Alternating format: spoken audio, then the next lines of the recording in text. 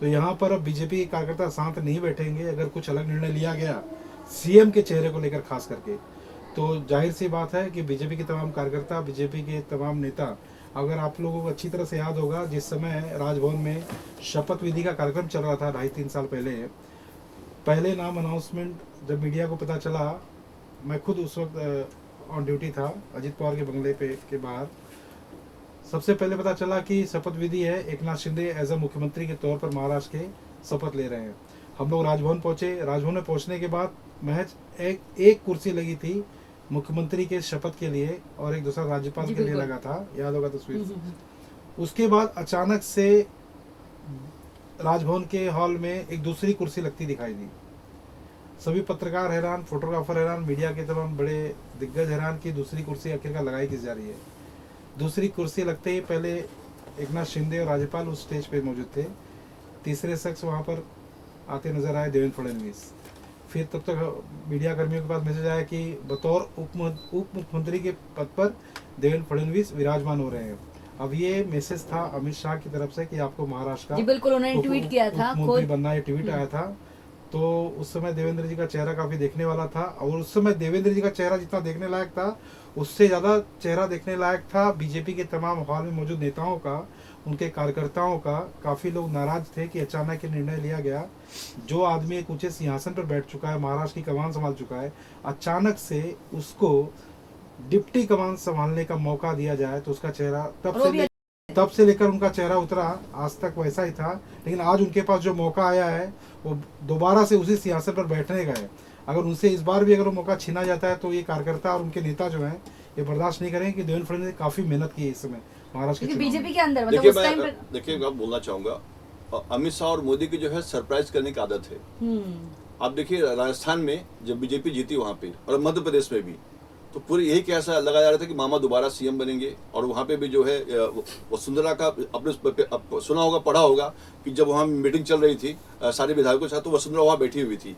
जब चिट्ठी निकाली गई तो वसुंधरा जो सरप्राइज हो गई, उन्हें लगा था कि मेरे नाम की घोषणा होगी, लेकिन अचानक ऐसे नाम की घोषणा की गई कि मतलब किसी ने भरोसा नहीं किया था।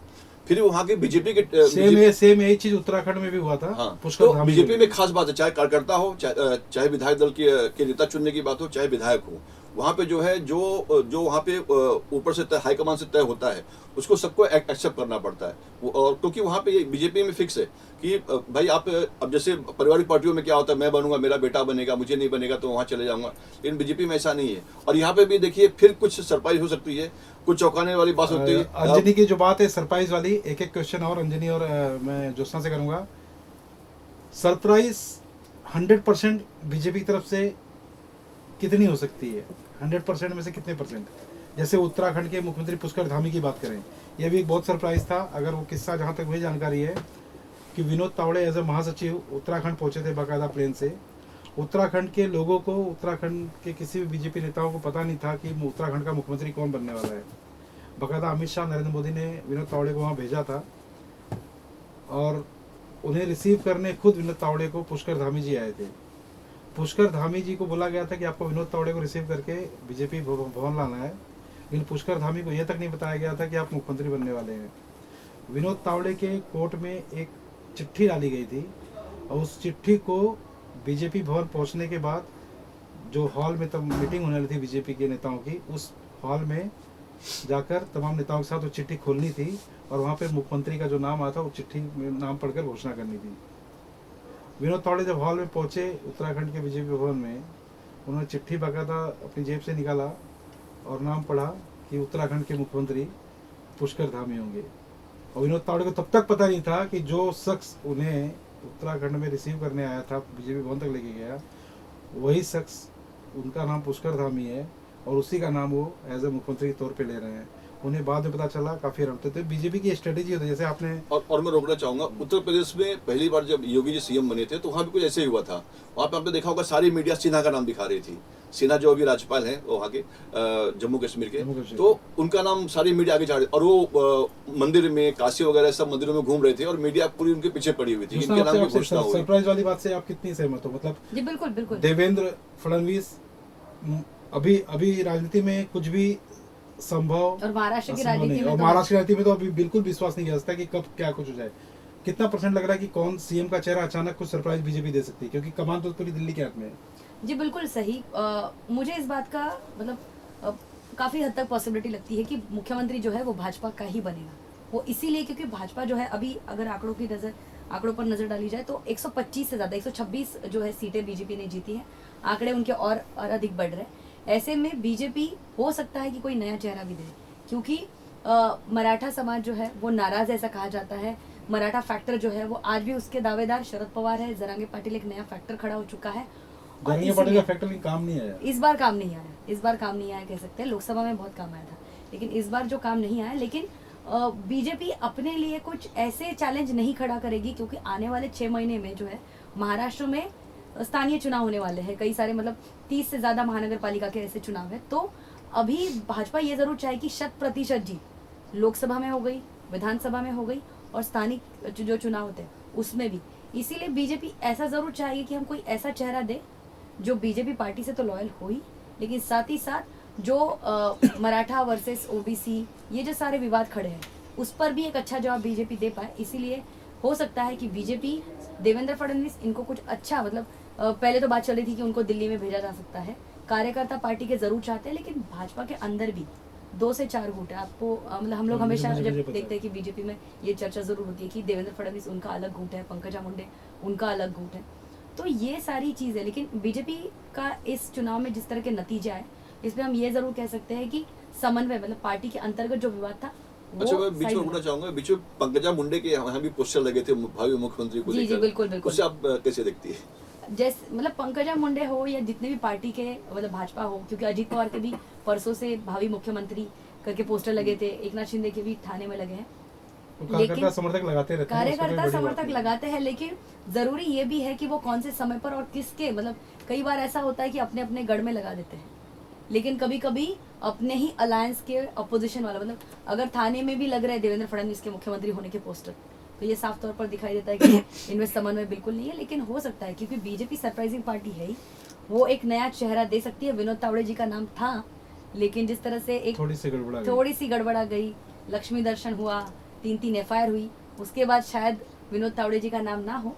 लेकिन कोई ऐसा क्योंकि देखिए गोवा में भी मनोहर पर्रिकर थे, हम्म उनकी इच्छा नहीं थी केंद्र में आने की। वहाँ पे वो पूरा गोवा उन्हीं के नाम पे जाना जाता था, लेकिन फिर भी उन्हें केंद्र में आना पड़ा। उसके बाद फिर वो सीएम बने, वहाँ से फिर दोबारा वो सीएम बने वहाँ पे। क्या नितिन गडकरी के साथ ऐसा हो सकता है? नहीं, नितिन गडकरी का अपना एक अलग से महाराष्ट्र के सभी नेताओं से हटकर नेता है वो। और मनोहर पर्रिकर की जो आपने बात की ना, मनोहर पर्रिकर की भी अपनी एक अलग छवि थी। मनोहर पर्रिकर की छवि ऐसी थी, नीट एंड क्लीन छवि वाले नेता थे।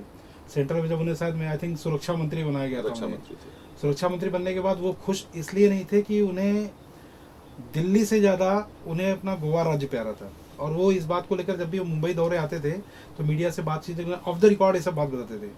और उनकी इच्छा थी, कई बार जैसे हम लोग की मुलाकात होती थी तो मनोहर पर्रिकर बताते थे कि मेरी इच्छा ही नहीं थी सेंट्रल में जाने की, लेकिन मुझे पार्टी के कहने पर जाना पड़ा। और जब पार्टी कहती है तो जाहिर सी बात जाना ही पड़ता है। बहरहाल जिस तरह से अंजनी और ज्योत्सना ने 2 बड़ी बातें बताई महाराष्ट्र की राजनीति में कि बीजेपी कभी भी कोई भी सरप्राइज दे सकती है, अंजनी मिश्रा ने बताया। और ये सरप्राइज ये उस चीज़ बात को लेकर हो सकता है कि महाराष्ट्र में मुख्यमंत्री का चेहरा देवेंद्र फडणवीस को लोग चाह तो रहे हैं, उनकी पार्टी के नेता चाह तो रहे हैं, उनके कार्यकर्ता चाह तो रहे हैं, लेकिन बीजेपी कब क्या सरप्राइज दे इसको लेकर अभी कुछ कहना संभव नहीं है। वहीं ज्योत्सना ने इसी बात को लेकर आगे थोड़ी सी और जोड़ते बात की है कि बीजेपी अपने महाराष्ट्र के जो कैडर उनके कार्यकर्ता हैं, जो नेता हैं, उनको नाराज़ नहीं करेगी। इसलिए बीजेपी खेमे में ही मुख्यमंत्री चुनने की संभावना ज़्यादा है। और बीजेपी को इस बार कम से कम ये बहुत ज़्यादा ख्याल रखकर निर्णय लेना होगा कि महाराष्ट्र का जो मुख्यमंत्री होगा, जिस तरह से उनकी सीटें आई हैं, उनकी ज़्यादा सीटें आई हैं, उन्हें दूसरे पार्टियों का सपोर्ट लेना बहुत कम दिख रहा है। शिंदे हैं, अजीत पवार हैं, अगर किसी अन्य दल को लेंगे तो भी उनकी 145 के ऊपर सीटें चले जाएंगे। तो बीजेपी इस बात का इस बार ज़्यादा ख्याल रखेगी कि मुख्यमंत्री हो उनके खेमे का हो, उनके पार्टी का हो। अगर दूसरा कोई मुख्यमंत्री बनता है तो जिस तरह से 2.5 साल पहले बीजेपी में कई गुट हैं, कई बार देखा जाता है हर पार्टी में होते, कोई नई बात नहीं है, लेकिन जो पार्टियों के कार्यकर्ताओं की नाराज़गी, जो नेताओं की नाराज़गी है, उसके ऊपर एक थोड़ी सी जो है नकेल कर सकें। फिलहाल महाराष्ट्र के मुख्यमंत्री बनने की जो कवायद है वो शुरू हो चुकी है, सरकार बनने की जो कवायद है वो शुरू हो चुकी है। महायुति की सरकार बनने जा रही है, इस पर अब कोई क्वेश्चन मार्क नहीं रह गया है कि महायुति की सरकार नहीं बनेगी, बन रही है। आज रात तक हो सकता है कि राज्यपाल के पास प्रस्ताव चला जाए कि वो सरकार बना रहे हैं। 25 तारीख की डेट तय मानी जा रही है कि उस दिन राजभवन में महायुति के तमाम जो नेता हैं, चाहे बीजेपी की बात करें, चाहे एकनाथ शिंदे की बात करें, चाहे अजीत पवार की बात करें, अगर सब कुछ ठीक रहा, कोई अलगाव या तोड़ मोड़ की राजनीति नहीं हुई, तो महायुति की सरकार बनेगी और उस 25 तारीख के रोज वहाँ पर नेता जो हैं अलग अलग पोर्टफोलियो के शपथ लेते भी नजर आएंगे मंत्री पद के।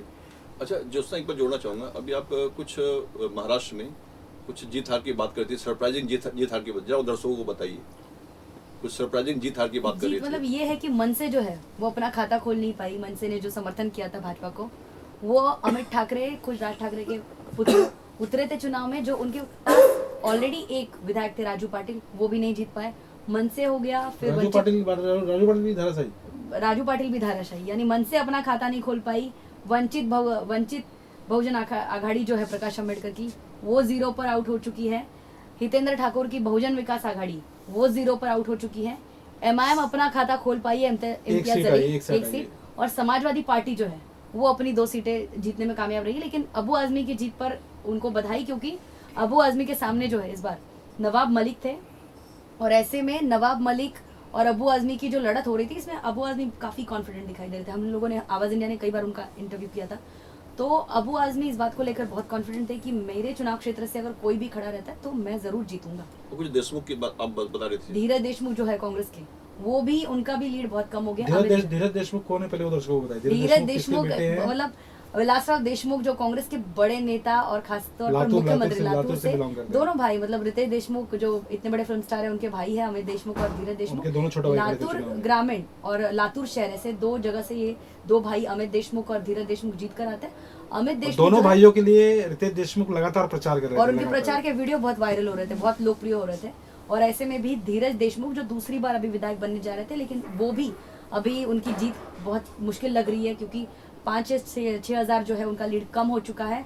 और इसीलिए लातूर जो देशमुख परिवार के नाम से जाना जाता था, उसमें भी अब बस एक ही, मतलब अमित देशमुख जीतते हुए बस दिखाई दे रहे हैं, जबकि धीरज देशमुख जो है वो हारते हुए दिखाई दे रहे हैं। ये थी आवाज़ इंडिया टीवी में हमारे दोनों सहयोगी अंजनी मिश्रा और ज्योत्सना गंगने की पूरी बातचीत। महाराष्ट्र के समीकरण में महाराष्ट्र विधानसभा चुनाव को लेकर किस तरह से महायुति सरकार बनने जा रही है। 25 तारीख की रोज महायुति की सरकार महाराष्ट्र में महाराष्ट्र की जनता के सामने होगी। मुख्यमंत्री कौन होगा, उप मुख्यमंत्री कौन होगा और तमाम मंत्रियों के पोर्टफोलियो पर कौन विराजमान होगा, ये सारी तस्वीरें 25 नवंबर की दोपहर के बाद तक सामने आ जाएंगी।